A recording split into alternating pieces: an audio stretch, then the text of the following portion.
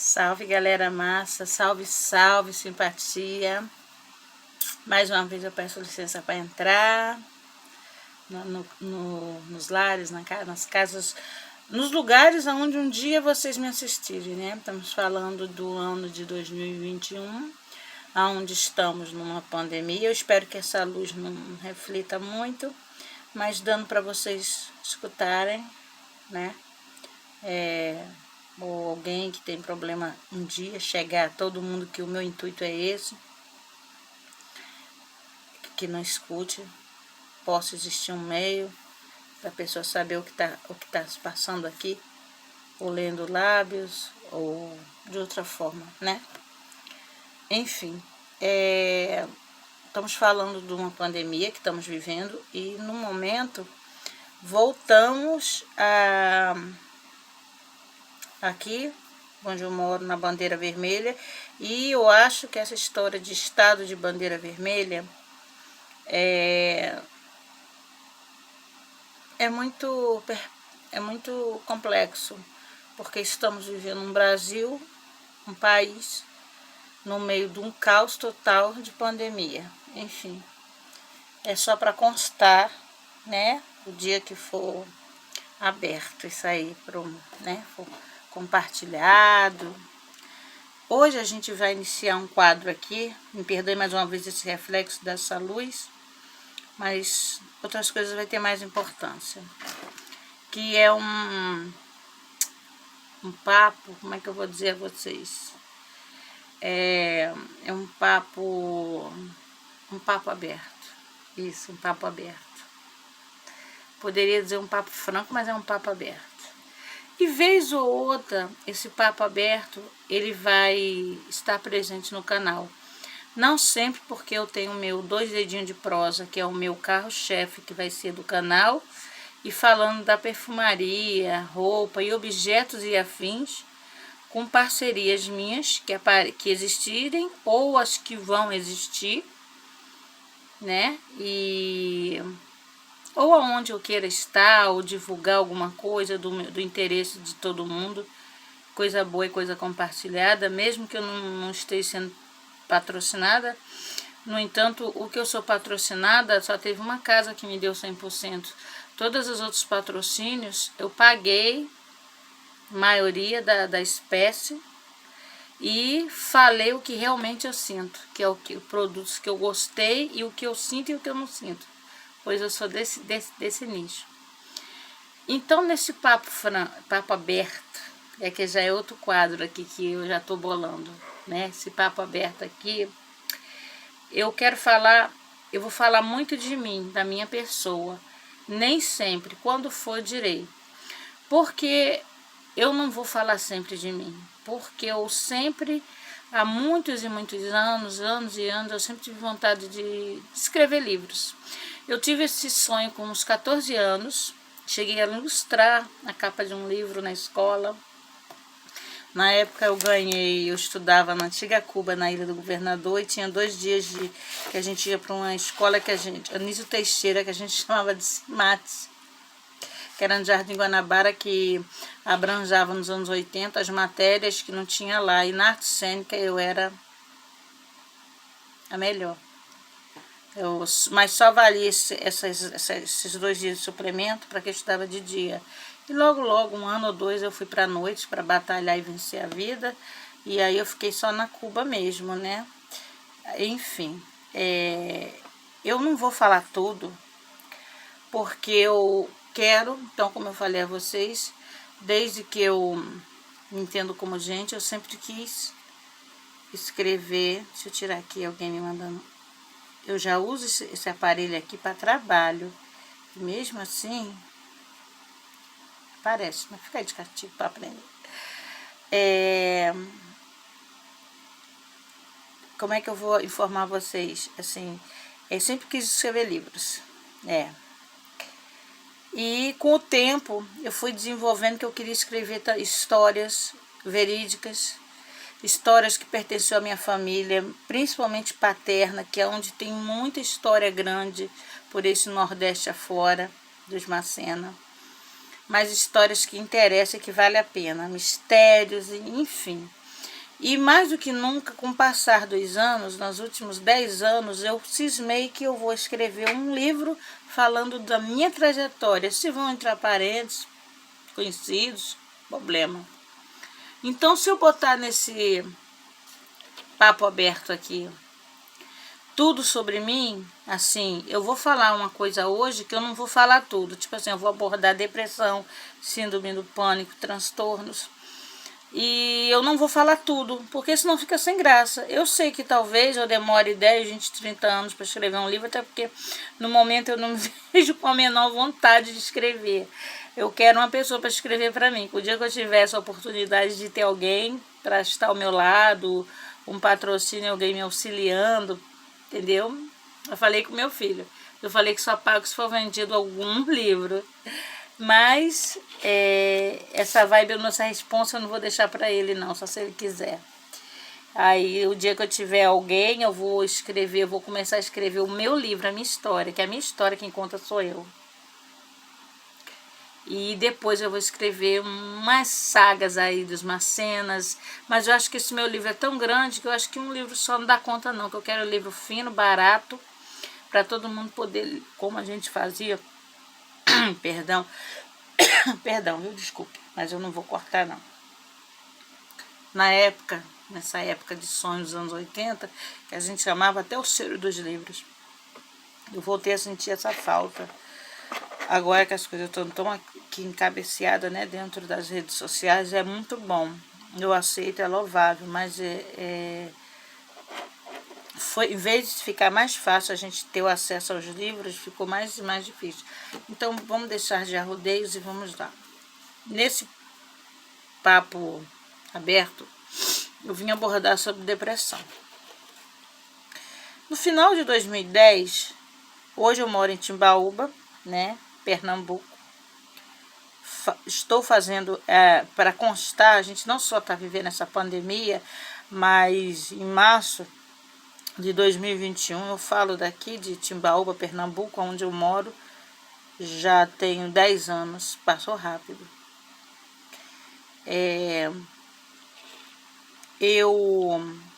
2010, né, eu morava no Rio, eu tinha mais ou menos 3 empregos. Trabalhava com vendas de M coisas, de joia, perfumaria, por isso que eu falo muito da perfumaria, uma coisa que me atrai muito. Vendia passagens, viajei muito para empresas de ônibus, trabalhei com viagem, então eu estava sempre em mil e uma utilidade, já há quase 20 anos. Dentro desses 20 anos eu tive outros empregos, até de carteira assinada, mas junto com a venda. E depois eu fui trabalhar, né, com as passagens, com as viagens, por contrato, mas com tudo pago. Todos os benefícios trabalhistas pagos, né? Então, no final de 2010, eu comecei a sentir uma coisa muito estranha. E muito estranha, muito estranha. E eu comecei a passar muito mal. Era uma coisa muito estranha, parecia que a minha alma ia sair do meu corpo. E uma vez em Bangu, eu estava portando dinheiro dos outros, que eu tinha recebido dinheiro de pessoas que tinham me comprado joia, comprado passagem para viagem, quer dizer, não era dinheiro pouco não. Eu estava com produtos de perfumaria que eu tinha pego também numa empresa lá, e eu já não estava bem há uns meses, entendeu? E eu estava subindo aquela... lá tinha uma escada rolante, vive parada. Se vivia, imagine hoje, né? E quando eu fui subir com bolsa, né, tiracolo, com essas importâncias todas, segurando outra bolsa na mão, e sempre uma bolsinha com algum mimo para os meus filhos, porque eu sou dessa vibe, eu sempre fui dessa natureza, só se eu não tiver mesmo, porque eu gosto de agradar os meus, e quando eu tenho agregados comigo, os meus agregados, né, sem ser os meus filhos, enfim. Aquele mal-estar que eu havia sentindo há dias e dias atrás, eu senti muito intenso, muito intenso, muito intenso, e eu quase caí daquela escada rolante. O guarda chegou a ver, ele ia entrar, que lá tem um elevadorzinho, e eu acho que é dentro daquele elevadorzinho onde subia os cadeirantes, eu acho que é onde tinha onde desligava elas, suponho eu. Mas eu fui amparada por uma senhora, eu não consigo me lembrar. Quando eu comecei a me recuperar, logo no início que eu saía com meu filho, que esse caçula, né, que ele era bem pequenininho na época, na época ele tinha 13 anos, eu olhava para todos os lados para ver se eu via alguém parecida com ela. Eu só me lembro que ela era bem branquinha, magrinha, tinha os cabelos branquinhos. E eu vi que tinha muitas pessoas em volta de mim, mas ela me deu a mão, e se não fosse ela, eu tinha ficado presa, levado aquela queda, aquele baque, aquele tombo, enfim, naquela escada rolante, sem contar com os pertences que eu estava carregando, que ninguém quer saber o que a gente tem, né? A gente tem que prestar conta e pronto, essa é a vida, né? O povo acha que é olho por olho e dente por dente. Então, me deram água, lá existiam umas lanchonetes, essa senhorinha me levou para me sentar numa lanchonete. E quando eu me recuperei um pouco, eu olhei, eu não avistei ela no meio daquelas pessoas. Nunca mais eu vi. Nunca mais eu vi. Quando eu me recuperei, eu desci, segui em frente. Lá tem o supermercado Guanabara e logo depois as combis ficavam ali, que saltava perto da minha casa. Eu desci numa carreira tão grande, mas não era correndo não, eu ando muito apressada, muita galope. Só que eu dei 10.000 vezes galopes ali, sem olhar para os lados, sem olhar para trás. Eu pedi obrigado àquelas pessoas que estavam ali em volta de mim, sem encarar ninguém. Uma coisa muito, muito estranha. Até entrar dentro daquela Kombi, entrar dentro da Kombi, saltar em casa, entrar dentro de casa e me trancar dentro do meu quarto.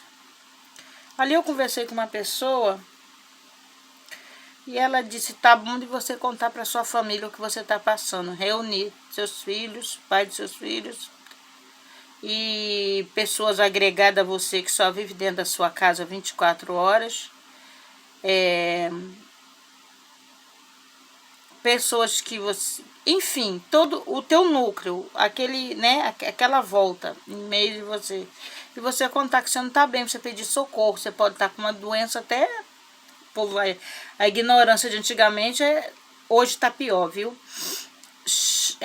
Chamava de assim, pode doença ruim, né? Pode estar até com a doença ruim. Aí eu, ali mesmo sentada por telefone convencional, que a internet não era influente, era o tempo do Orkut, e aquilo ali a gente não fazia, né? Falava em dinheiro, essas coisas por Orkut. Eu fui falando para mim resolver mais ou menos as coisas que eu tava. Sobre a perfumaria eu não fiz cobrança a muitas pessoas. Eu trabalhei o máximo que eu pude em torno de casa, sentindo muito mal, muita tremura, muita tontura. E depois me tranquei dentro de casa e não consegui me levantar de cima da cama. Fiquei para morrer uns 10 dias. Ali todo mundo, aí eu abri com todo mundo, como estava passando bem, como estava me sentindo. E além daquilo tudo, eu comecei a chorar muito, muito, muito, muito, muito, um choro incondicional. Eu não dormia, eu não comia. O que me valeu foi água. A minha segurança era estar na água, era estar agarrada na água. Eu tinha que estar bebendo água. Eu bebendo água, para mim, eu ia viver, eu ia respirar, eu ia voltar a ser a pessoa que eu era 2, 3 meses atrás daquela data. Pois, muito bem.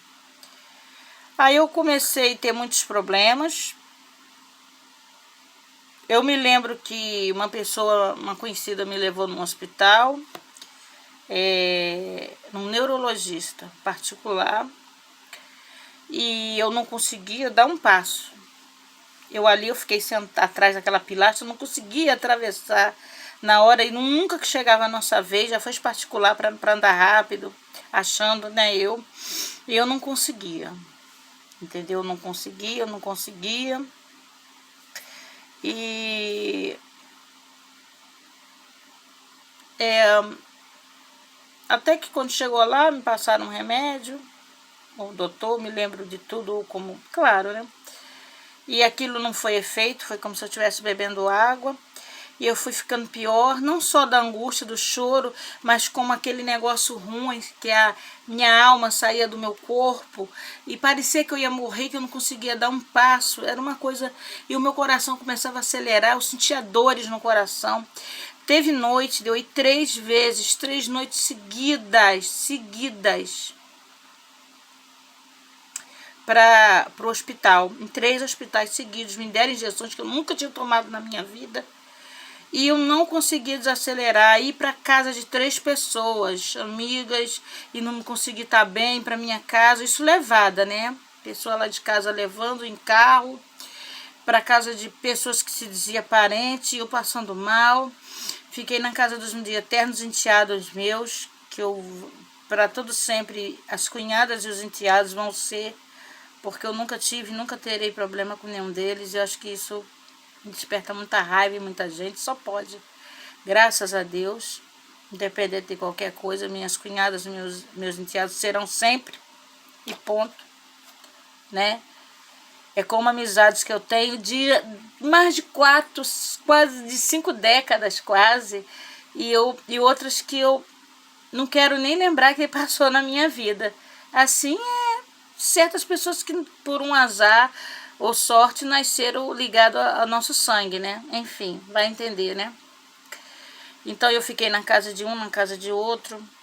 Aí é que está. Aí começou a entrar umas pessoas falando em religião. A minha vida inteira eu fui estudante do espiritismo, do Allan Kardec, do kardecismo, desde os 12 anos. Não vou dizer porquê, talvez um dia eu venha dizer porquê, mas isso vai sair num dia num livro meu. Eu tenho certeza. Na ciência, como esse vírus vai se acabar, vai amenizar, que eu vou... Olha como ficou legal minha mão aqui, mas eu não vou ficar com a mão em pé, né? Então, aí eu fiquei cega, eu achava que eu ia morrer, porque nesse período eu já estava indo para, não para emergências, mas para hospitais, não só públicos, mas como particulares também. Eu fui toda furada, eu fui toda... Gente, vocês desculpa aí eu interromper. Não, tá tão legalzinho com a mão assim, né? Mas, assim, como eu tava falando, é que bateu ali na porta do meu quarto e eu fui atender. Entendeu?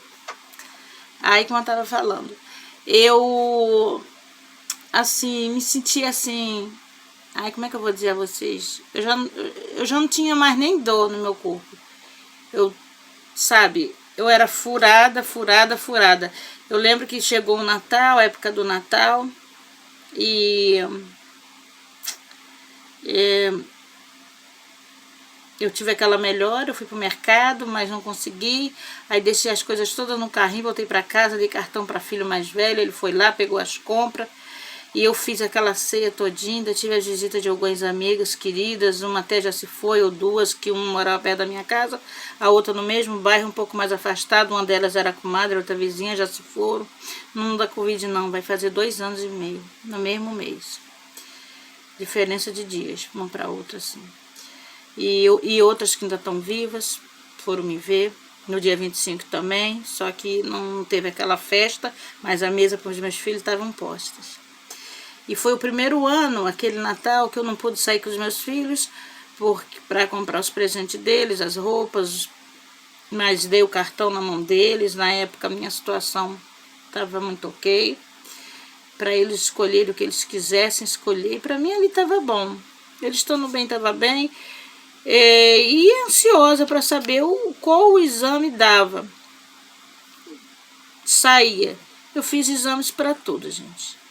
O mínimo foi para o câncer. O mínimo.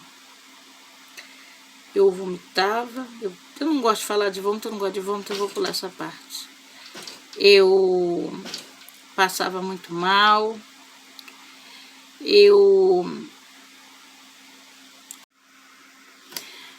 Galera, esse vídeo tá parando tanto que tá quase igual esse assunto que a gente vai abordar nesse, né? Nesse papo aqui. Bom, eu fiquei um pouco cega e começaram a me levar muito mal para muitas denominações de igrejas. Eu me decepcionei imenso. Aí chegou um momento que, tipo assim, eu gostava, porque a gente tem que amar e gostar e emanar luz para o lugar que a gente mora e agradecer, para as coisas fluir. Então eu tinha uma casa boa, relativamente boa, mas não gostavam daquele lugar, daquela rua. Não era das pessoas, eu tive ali duas grandes amigas, né? Uma não sei como tá, espero que esteja bem, a outra partiu horas antes de falar comigo. E conheci muita gente que passou pelaquela rua e eu fiquei, até que um dia eu saí. Eu sairia de todo jeito dali. Era já um plano, para isso que eu trabalhava, para isso que eu estava revendo a minha vida naquele último ano. E um dia, com certeza, eu iria ter um cantinho aqui no Nordeste, no Pernambuco, porque eu tenho o meu primeiro, o segundo ou terceiro vídeo daqui, que eu digo, um dia eu saí daqui, o Nordeste foi carregado nas minhas costas. Mas talvez não fosse naquela época, talvez não, mas eu teria tido uma casa aqui sim, se independentemente. É o que eu falo sempre, eu estou onde eu quero estar. Se daqui um mês eu não estiver aqui, é porque eu não quero estar aqui. E para onde eu for, eu vou querer estar. E se eu estiver aqui, é porque eu quero. Entendeu? E eu, naquele meio tempo, saí os resultados e um dia voltei a ter um momento muito difícil, que só numa noite eu fui 3 vezes no hospital. Aí fui na clínica particular, fui num outro hospital grande público e fui numa UPA perto da minha casa.